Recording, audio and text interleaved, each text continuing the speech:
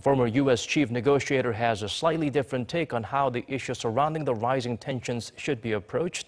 The diplomat who helped resolve the first North Korean nuclear crisis was in Seoul this week to meet with President Moon Jae-in. Before he left, our Kim Hye-sung got to sit down with Robert Gallucci to pick his brain on the matter. Thank you for speaking with us today, Ambassador Gallucci. It's been my pleasure. Let me jump straight into some questions. So you met with President Moon this Monday. Can you share with us what you've discussed with him? I told President Moon that I appreciated his opening and openness to negotiations with the North. I thought it was the right thing to do.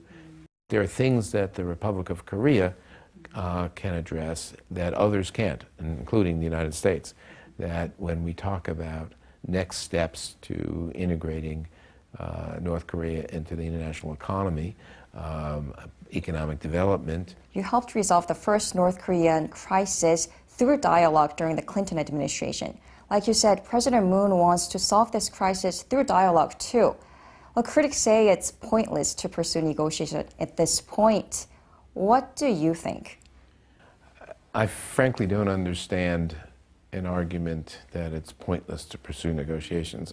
And what's at stake here is actually South Korean security, life and death for lots of people on both sides of the DMZ.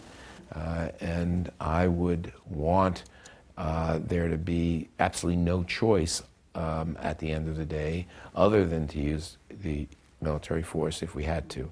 But right now, with the U.S. and North Korea locked in a tug of war, how do you suggest we go about starting negotiations? Stop with the preconditions.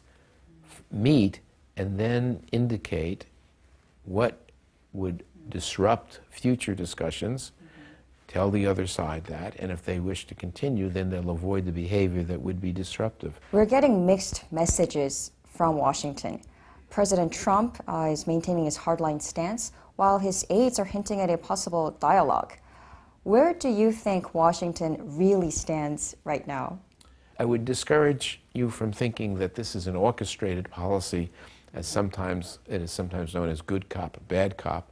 I don't think that's what's going on. I think that the president is being Donald Trump, and I think the people who elected him, and they are the American people, like that about him.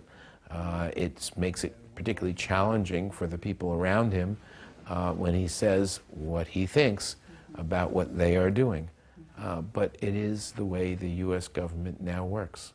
President Trump will visit South Korea next month and sit down with President Moon. What kind of message do you think the two leaders should send to North Korea? From my perspective, it is most important that the two presidents send a very clear message to the DPRK that the alliance between Seoul and Washington is solid. They are joined, combined, agreed that a peaceful resolution of the current situation would be the best way to go. But at the end of the day, both countries, both the Republic of Korea and the United States, will honor their alliance commitment to the other if their security is threatened. Thank you so much for your time, Ambassador Gallucci. Thank you. It's been my pleasure.